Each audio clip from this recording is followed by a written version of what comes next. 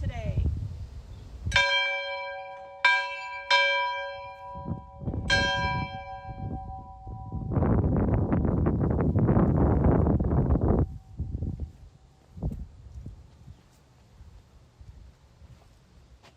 Welcome, summer readers. You guessed it, week 8. And we brought you here to Brown County to the Ferguson School, and we have Margaret Scranton, and she's going to tell us all about what's inside. So glad you've tuned in this summer and hope you enjoy this visit. So I'm going to ring the bell to have you come on in.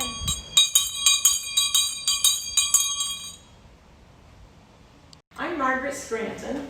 I am the secretary of the Brown County Historical Society, and am very glad to share our little Ferguson Valley country schoolhouse. Ferguson Valley is in the southwest corner of Brown County. This is a map of Buckhorn Township, and this is where Siloam Springs is. Maybe you've been to Siloam Springs on a picnic or to scout camp. And the school is farther down, clear down in the corner. Ferguson School. So it sat a dilapidated, old, unloved building for many years, and we wanted to have a country school to use as a museum. So we put our heads together. The people that owned the school donated it to us. And you will see when we went to Ferguson Valley to look at it, it was sitting among trees, no windows, had been boarded up and used for a hay storage. And you can see a worn out chalkboard. You can see a chimney where the school potbelly stove was. You can see the back corners, which were the coat hooks.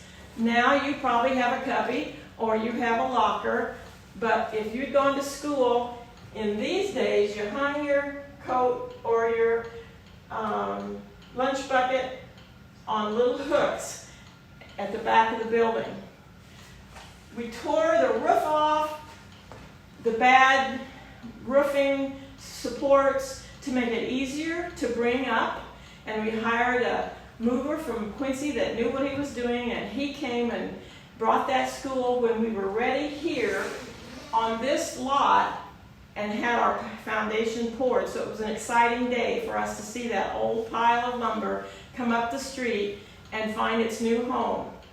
Then it was rebuilt and ready for us. One thing that structurally you'll notice is on this side of the building, if you count the windows, you're going to find 3.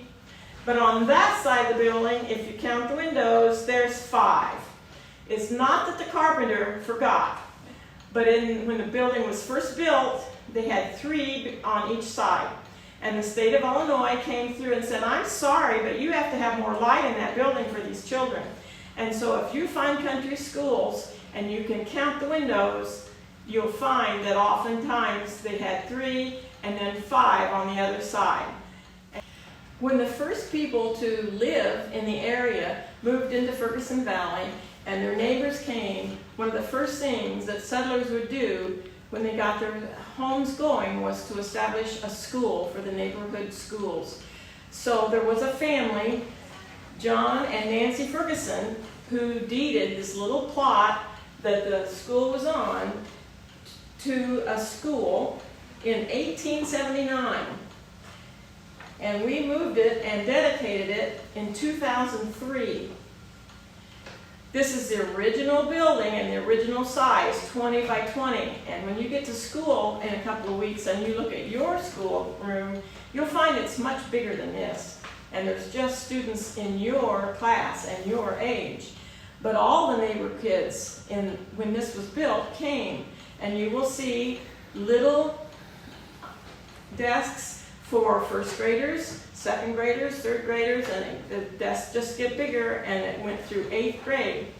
But it was a neighborhood, so if you had 3 boys and girls in your family, then all 3 of you would come to the same school at the same time. Or your cousins, if they lived close by, would be in the same school with you. And the teacher would teach first grade, second grade, might not have a 3rd or 4th grader, maybe have 5 fifth graders, and then it might jump to 7th and 8th. So it was a variety of age children. When the teacher taught, she would have a bench up by her desk, and she would ask the first graders to come bring their book and sit close to her, and she would expect the rest of the students then to be working on their subjects. After she finished with that lesson, those children would return to their seats, and the next group would come up. So the teacher rotated the reading, and all the classes rotated the classes to get everybody taught. Going back to our restoration, when we got this fixed up pretty so that we could use it again and share it, we have Boy Scouts that have the need to do a community project sometimes to earn their Eagle Scout Award. So we have 3 Eagle Scout projects for Ferguson. One of them is the refinishing, and refurbishing the desks in this room. They are not original to Ferguson Valley, but they are all original to Brown County schools. Another project was the laying of the brick sidewalk. As you came in, you saw the brick sidewalk, and that was a scout project. And the third one, I think this kid's going to cut that out. What was the third one? The bell. The big bell outside was the third Boy Scout project. All these schools out in the countryside had big bells. They were to ring so that if you lived a mile away and you forgot about school, you'd hear that bell and come running to school. Mrs. Prather rang the teacher's bell when you came in the door, and that would tell you that it was time to come in from recess, from playing. You'll see that we don't have play equipment in Ferguson's yard now, because that is a danger if anyone would be here and get injured. You'll also see that we don't have an outside toilet. There's no toilet in here. There's no room for a bathroom. There's no sink to wash your hands. And so they went outside to an outside toilet, and they went outside to the well, and they pumped a bucket of water, and they brought the water in. So you'll see we're tiny, but everything that you might think was necessary was taken care of in their own way in those years. This is a collection of maps that always hang in the front of the school. There's state maps, there's world maps, there's United States of America maps. You would slide it up and bring another one down so that the children could see the school, see the maps of the subject they were studying. This is called slate, commonly a blackboard, but it's slate because it's made from the rock slate. Many of the students didn't have computers, didn't have pencil and paper. They had little slates, each of them at their desk, that they wrote on. They did their math on. And these are original old slates with chalk. This original slate came from the Ferguson School. That was one of the later schools that closed. And when they were getting rid of the Ferguson School, they offered us this slate. So this is original from Ferguson. This teacher's desk was originally used in the Ferguson School, put in somebody's hayloft, and kept until we were ready to bring it in here. And we're glad to have this. This is a laboratory science storage unit from the high school with tidbits of that. Now you don't go to your, now you go to your computer and you look up the body if you want to look about the systems of the body. But in the early days, you had charts that the teacher could change as a discussion in the lesson necessitated. On your desk, Mrs. Scranton, there are a couple items of how they ate when they came to school. Noon hour, many of the students students would go home because they lived right there. But in the winter, if it was cold or if they chose to, they brought their lunches. Sometimes you can bring your lunch to school if you don't choose to eat the one served in the cafeteria. But in those days, they had to bring their lunches. This was a lunchbox that was carried to school. You don't see any insulation. You don't see a thermos bottle. This was a bottle used in the first school lunch program, and that didn't exist, but it was lunch for this child, about 1913. So this is well over 100 years old. And this little guy's mother fixed this for him. So he could bring his drinks to school.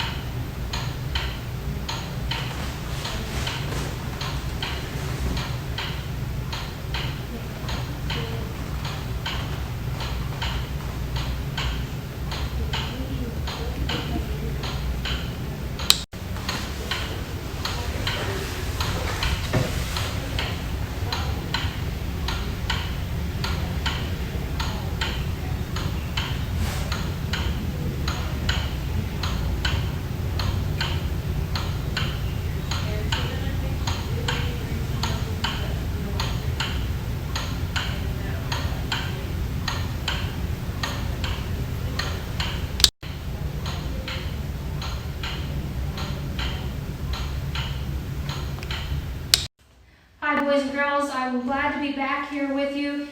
I've known Margaret since I started teaching. I came to Brown County in 1992, was my first year, and I taught 6th grade. And Mrs. Scranton was also a teacher at, it was then Brown County, it was 4th grade at that time, excuse me, and has gone through some name changes when we got the new middle school added.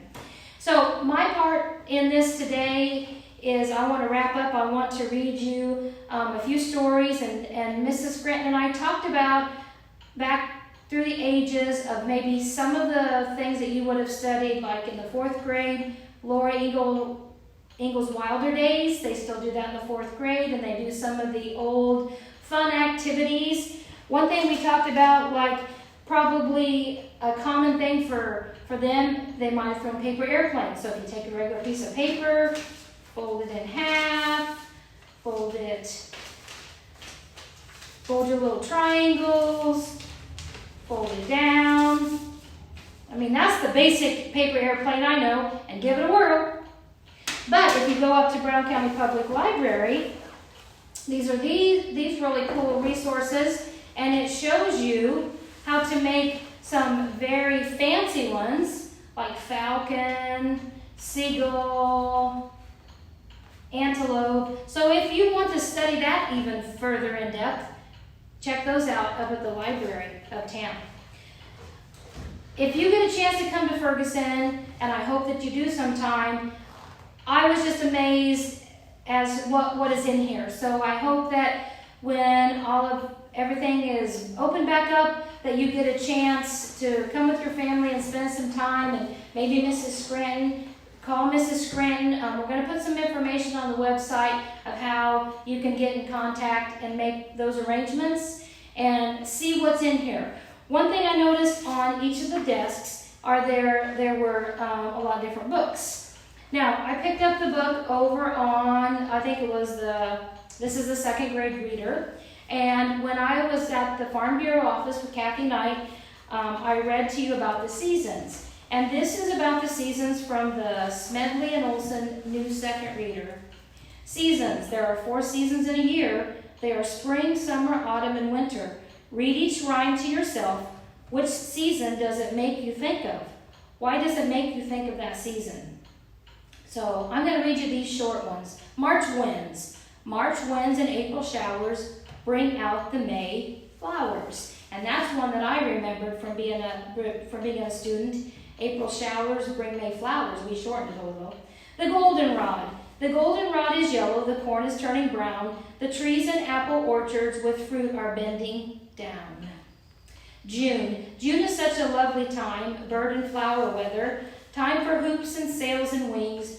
Butterflies and happy things. And you know, June for me this year was a time that I spent a lot of time at home in my backyard with my flowers, and it was a time where I just kind of caught my breath and enjoyed the time because it wasn't really hot. And so I had a lot of good days in June. So we're going to skip forward to Christmas. Christmas comes but once a year, but when it comes, it brings good cheer. Winter. Everywhere the drifted snow covers all the ground, not a sign of summer anywhere is found. So here we are. Next month is September, and we will be getting into fall, and after fall will be our winter season. And then I'm going to leave you with the last one in this little story with spring. God sends the winds of March to blow and makes the buds and grasses grow. Had a lot of rain lately, so our grass has really been growing. So that's the second grade reader. That's over there on the second grade desk. I want to mention one thing before I get into another book. This nice big case back behind me, Mrs. Scranton said these came from the high school. And if you'll notice back here at the top, those are some of the old band uniforms. And I didn't know this. Back here on the very first one, it's black and orange. Black, and that was Mount Sterling High School. Those were the colors. And then we went to the Hornet Green, is what we still are today. And this is the drum majorette uniform. That caught my attention because Allison, my daughter, that I talked about in the very first session, and that's why I brought Gigi and Piglet, those belong to her. She's the drum majorette of the band right now, the marching band, and so that kind of caught my attention. And back when I started here, back in '92, I remember this on the far right as being the band uniforms that they wore. So, and then on the other side, opposite side of the door, there is another case, and it's got some memory books and all kinds of items, like I said, that you could come and look at with Mrs. Scranton. So really try to make a trip and come and study the history of Brown County, because I was just amazed when I got to come in and spend time with Margaret here today. And so I think you'll find it as really interesting as I will. There's just all kinds of books in here, and they've got things written in them, and so it's definitely worth your while. So I'm going to read you one other little story, and I chose Petunia. And in the meadow, early one morning, Petunia, the silly goose, went strolling. She ate a bug here, clipped off a clover leaf there, and she picked at the dewdrops on the goldenrod leaves. Then suddenly she saw something she had never seen before in the meadow. What was it? Petunia stole closer and closer and sniffed at it from all sides. By goosey gander, she said, it does not smell like food for a goose, but believe me, I have seen such a thing before. Yes, I have seen one under Bill's arm when he came out of school. It's a book, that's it, a book. Come to think of it, just the other day I heard Mr. Pumpkin telling Bill that books are very precious. He who owns books and loves them is wise. That is what he said. He who owns books and loves them is wise, repeated Petunia to herself, and she thought as hard and as long as she could. Well then, she said at last, I'll take this book with me and love it. I will be wise too, and no one will call me a silly goose ever again. So Petunia picked up the book, and off she went with it. She slept with it, she swam with it, and knowing that she was so wise, Petunia also became proud, and prouder, so proud that her neck stretched out several notches. It was King, the rooster, who first noticed the change in Petunia. He said, maybe Petunia is not so silly after all. She has a book, and she looks so wise that she must be so. And the other animals began to believe in Petunia's wisdom too. They asked her for advice and opinions, and Petunia was glad to help even when she was not asked. Petunia grew still prouder, and her neck stretched out another notch. One day Petunia heard Clover, the cow, say to King, the rooster, I wonder what makes your comb so red. As King, it's as red as the barn. It's my blood, said King. It's the color of my blood.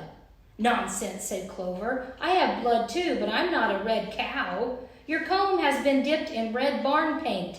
That's what makes it so red. You are both silly, of course, said Petunia. King, your comb was stuck on by the farmers so he can tell you from the hens and know who lays eggs and who doesn't. Plastic comb, I'd say. And so King never again shook his proud comb in song for fear it might fall off. Poor, sad rooster. But Petunia had other things to do. At the chicken coop, Ida the hen was cackling excitedly among her chicks. Oh, Petunia, she said, my chicks and I have been for a walk in the woods, and I think I've lost some of them. The farmer says I had 9, but I can't count so very well. Please, wise Petunia, count my chicks to see if they're all here. Glad to help, said Petunia. Let's see. 3 chicks at the fountain, 3 at the feeder, 3 about your legs. Now, 3 times 3, that makes 6. 6? Asked Ida. 6. Is that less than 9? That's more than 9, not less, said Petunia. Lots more, my dear. More than 9. Good gracious, as if I hadn't enough worries with my own 9 chicks. And where do those other chicks go? Where did they come from? Oh dear, I'll never be happy again. Poor, worried Ida. Did that mouth sound right to you? But Petunia had other things to do. In the meadow, she discovered part of Nosy the dog sticking out of a hole in the ground. Help, help, cried Nosy. I stuck my head in this rabbit hole, and now it won't come out. Help! Glad to help, said Petunia. It's a good thing I know what hunters do to get stubborn animals out of holes in the ground. They smoke them out. Wait until I fetch some sticks and some matches. And so wise Petunia built a fire in the other end of the hole and fanned it well with the book. Her trick worked nicely. Nosy, choking with smoke, jerked his head out of the hole and ran off howling with pain. His nose was so singed with fire, and his ears were cut and bruised. Poor, moaning dog. Now, have you noticed a pattern? Are these animals, are they very happy after she's been there? But Petunia had other things to do. Beside the hedgerow, she met Straw the horse, who was in pain from a toothache. Petunia, groaned Straw, I'm dying. Surely with your wisdom you can stop this horrible pain. Glad to help, said Petunia. Open your mouth. Why, you poor Straw, all these teeth. No wonder you have a toothache. Look at me. Do I have teeth? Of course not. So I have no toothache. I'm going to stop that pain right now. I'm going to pull all those teeth out. All of them. Let me get some pliers. But Straw would not wait for the pliers. He was so afraid to lose his teeth that he never talked of his toothache to another soul. He suffered in silence. Poor, forlorn horse. But Petunia had other things to do. Cotton the kitten went up the tree but could not come down. While he meowed and meowed, his friends called for Petunia. Glad to help, said Petunia. I know just what to do. Since none of you is tall enough to reach Cotton, all of you will do it together. Donkey on top of Clover, pig on top of donkey, and so on up. Simple! So Donkey climbed on top of Clover, pig on top of donkey, goat on top of pig, sheep on top of goat, piggy on top of sheep, turkey on top of piggy, duck on top of turkey, hen on top of duck. Suddenly, Clover cried out, "Stop! My legs feel wobbly!" And she sat. And Donkey and the rest fell into a heap, and Cotton was so scared that he fell on top of all of them. They were all full of bumps. "Well," said Petunia, "Cotton is down." So he was, poor bruised kitty. But Petunia had other things to do. Getting prouder all the time, she felt her neck stretch further out. She now wandered down the meadow where she found some other friends gathered around a box. "Ah, wise Petunia," they shouted, "we found this box in the ditch beside the road. Maybe it's food, Petunia. Please tell us what the writing on it says." I don't know if you can see it. It says, "Fragile, danger, firecrackers." "Glad to help," said Petunia. "Now let's see. Why, candies. That's what it says on that box. Yes, candies. You may eat them. Yes, of course." No sooner had Petunia given the word than 7 greedy mouths tore up the box and grabbed the candies out of it, and boom! What a sight the animals were. Some were burned, some were bruised. Straw still suffered in silence. Noisy still moaned.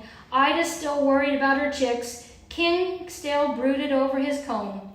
All the barnyard was in trouble, and all because of Petunia. Doesn't look like a very happy place, does it? Petunia's pride and wisdom had exploded with the firecrackers. Her neck had shrunk back to its old size and was all bandaged up. She was the most downhearted of all, for she saw now that she was not a bit wise. But suddenly, Petunia spied the book. The firecrackers had blown it open so that the pages showed. She had never seen them before. Now she saw that there was something written inside the book which she could not read. So she sat down and thought and thought and thought, until at last she sighed. Now I understand. It was not enough to carry wisdom under my wing. I must put it in my mind and in my heart, and to do that, I must learn to read. Petunia was filled with joy. At once she began to work so that one day she could be truly wise. Then she would help make her friends happy. And as you can notice, she started with the ABCs. So if you come to the Ferguson School, you'll start at the very first desk, and there are little blocks starting with the ABCs. Well, summer readers, I know this isn't the summer that we asked for, but we hope that you have enjoyed what we've put together here at the Brown County Public Library, and we're so thankful that you've tuned in each week. And if you haven't got the chance to watch all of them, go back when you have time. They're still on the Facebook page. That's the really cool thing about this summer, is the things that we have videoed, you can watch them over and over again. Your reading logs, bring them up to the library. We do have some certificates from McDonald's and Casey's and some free books for you to choose from. So come on up to the library or give me a call, and I can meet you. We'll make arrangements to get all that figured out. So thanks again for tuning in. I hope that you've enjoyed our visit here with Margaret Scranton, and have a great school year, whatever it's going to be. And together, trusting and going with the flow, we'll make it. And I will see you soon. Hello, I'm Richard Young. I'm the director of the Brown County Public Library, and we are glad that you've been able to join us for these past 8 weeks for our summer reading. And as Sandy had said earlier, it's a little different than normal, but hopefully we've been able to provide some exciting programs for you. And you can go back and watch them on YouTube. They remain on the library's YouTube channel, which you can get to from our website, bcpubliclibrary.org. And you can go back and watch these anytime throughout the year. We've had some excellent presenters. We did have some people outside of the county with the Park District and with Mike Lockett, a professional reader and storyteller. But we've also had some local people that have helped us, and we want to offer a special thank you to Sarah Hoots and All About Dance and More, Margaret Scranton and the Brown County Historical Society here at the Ferguson School, Kathy Knight and the Brown County Farm Bureau, along with James Blakely representing the Illinois Department of Conservation. We hope we've been able to provide some exciting programs for you, and we encourage you to come visit us at any time at the Brown County Public Library and check out books and all of our programming that we have to offer. Thank you again for joining us, and we thank a big special thanks to Sandy Prather, who is our summer reading coordinator, who has organized and coordinated all of the programming for this summer like she does every summer. And we're so grateful to have her to work with us and to do these programs. And I think I'm very pleased with what we were able to present to you and all of the readers in our county this summer. So thank you, and we'll see you next summer.